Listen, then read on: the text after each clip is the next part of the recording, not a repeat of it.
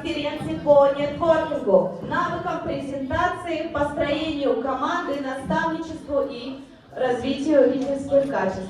Father of Almaty Toastmasters Club, which is already 10 years old. Wonderful family man, father of 2 sons, person with a big, kind heart, leader in life, motivator and brilliant public speaker, emotional intelligence training specialist for multinational and local companies around the world.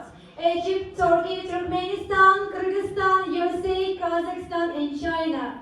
Speaker of various seminars and conferences on networking, presentation skills, team building, mentoring and leadership development. IC, KIMEP, Toastmasters, PwC, GTI, Go Viral, World Bank, USA. Tom Bartkoske! Let's welcome! How Toastmasters became a family, как Toastmasters стал семьей. Let's go! Right. So today I'm going to be sharing with you the story of Almaty Toastmasters Club. The pitfalls, the ups, the downs. First of all, I want to introduce my family, my beautiful wife, Michelle. We have 2 sons, Joshua and Leo. Joshua got married last fall. But when he was 5 years old, one day he turned to me and he goes, "Daddy, where were you born?" And I told him, "Montana." Then he asked, "Where was Mommy born?" And I replied, "California." Then finally asked about himself, "And where was I born?" And I told him, "Boston, Massachusetts." Then he gets this strange look on his face, and he goes, "How did we all meet?" I didn't know how to explain that to a 5-year-old, but since he's married, I think he knows how it works now. But sometimes we ask that question, how did we all meet? Even in our families, right? How do I have these weird brothers and sisters? If you ask that question today among us, how did we all meet here? I will give you 2 words. One, Toastmasters. The second, Shahida. That's why we're here today.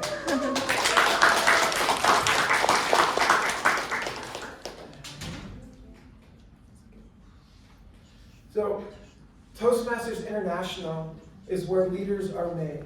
So it not only helps public speaking, but it helps us to grow in our leadership skills.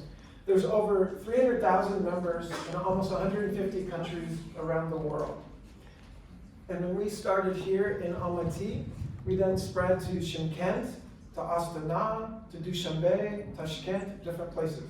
But let's start our story with how it started here in Almaty. So this was the very first meeting in 2007. And if you look here, Samat and his wife started Toastmasters in Astana. To the right, you'll see Lavan. Lavan is from Ukraine. He was working here. And I had been to a workshop about how to start Toastmasters. But I waited 1 month, another month. Next month I'll start. Michelle says, "When are you going to start?" I'm like, "Well, maybe next month." Then at a networking event, something like this, I noticed somebody wearing a Toastmasters pin. It was Lavan. I said, "Are you a Toastmaster?" And he's like, "Yes, I am. Is there a club here?" And I said, "Well, I'm thinking about starting one." And he said, "Great, let's do it this week." And I'm like, "This week?" He's like, "Yes, this week." And I'm like, "It's taken me months to say yes to you." And he's like, "But you know what? I realize we all have strengths and weaknesses." So Lavan had strengths I didn't have. And together with his youthful energy, his optimism, that week we started Toastmasters. He helped gather people.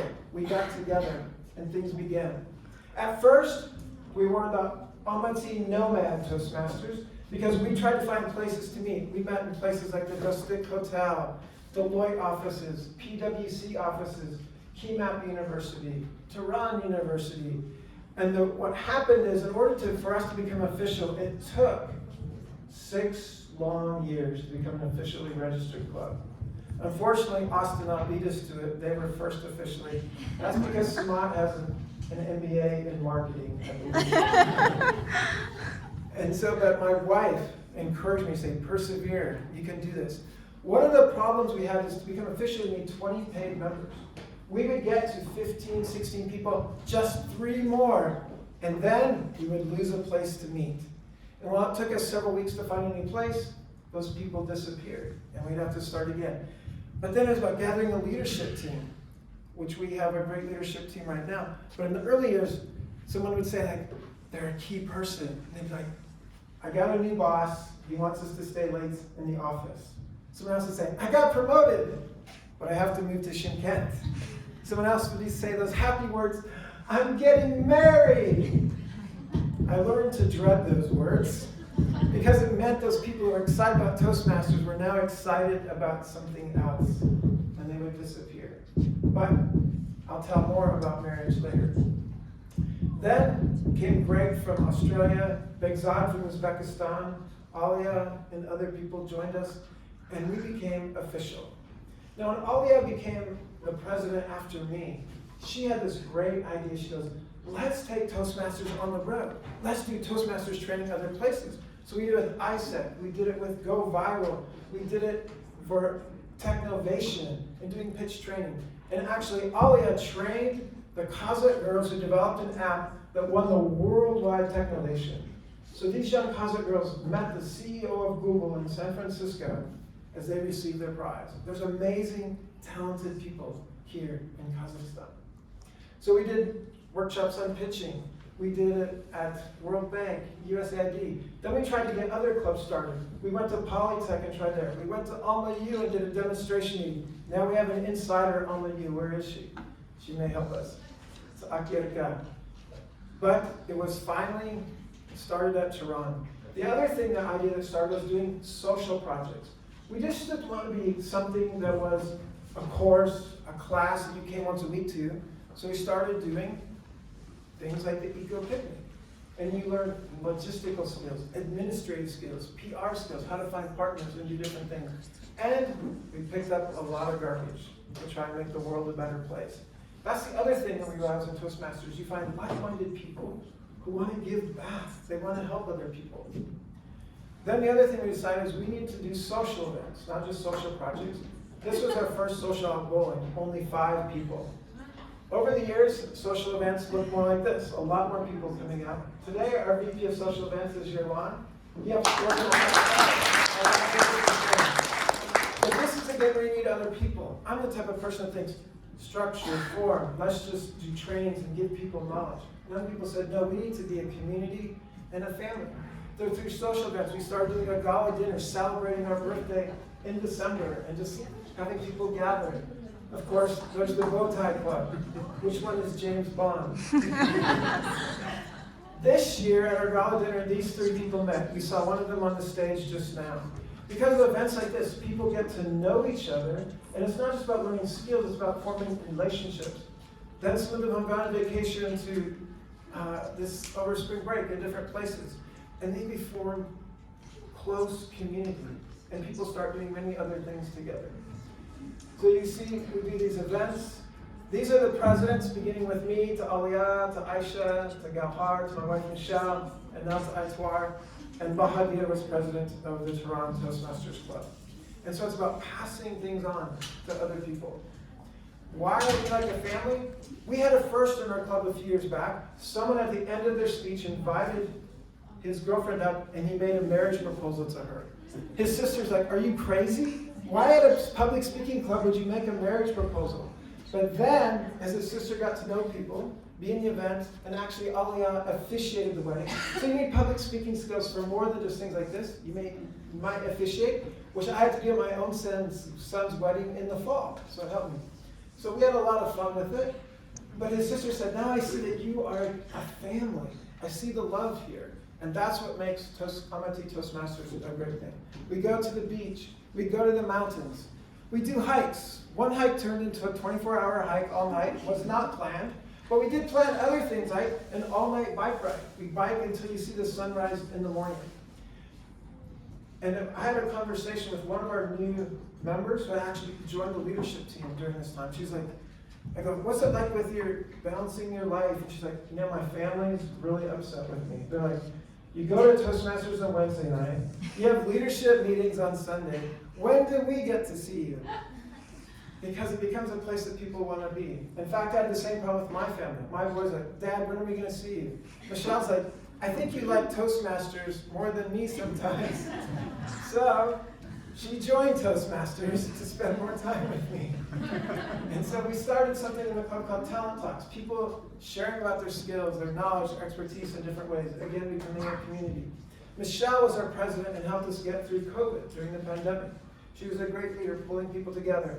And when she joined our team, we started hosting leadership meetings sometimes at our home, and she'd make great meals and have people there. We had movie nights. We did Christmas parties at our house. And this is why we feel like we're a family, because we do these things together. We even had Trump show up at one of our meetings. So, as I said, I hated those words, we're getting married, but then I grew to love it. People like Lazat and Yurjan got married, stayed in the club. Damir and Jadra stayed in the club. You see them coming together and joining. In fact, Jadra was an evaluator one time, a baby in one arm and her evaluation notes in the other hand. And so we're coming together.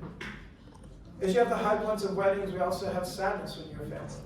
Yadi Carr founded Toronto Toastmasters. She was a charter member of our club, but she passed away all too young. And so we have those moments, we support one another, we help one another during those difficult times. And so we continue to try and pray and support Fatima. So Toastmasters is about empowering people to do more and working together. Aliette coined the phrase, we rise by lifting others, because our values in Toastmasters spell rise: respect, integrity, service, and excellence.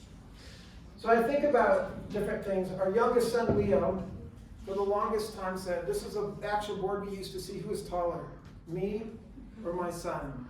Every day for 6 months, he'd be, Dad, am I taller than you today? And I'd be like, nope, I'm still taller than you. I said, you weren't taller yesterday, you're not today, you won't be tomorrow. Ask me in a month, but nope, every day for 6 months. Finally came the day where he was taller than me. And I told him, congratulations, son. You are officially taller than me. And he got excited.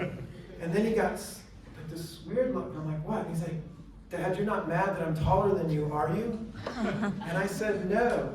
Every parent wants their child to be taller, stronger, more successful. And like any family, Toastmasters has given birth to children, actual physical babies from the club.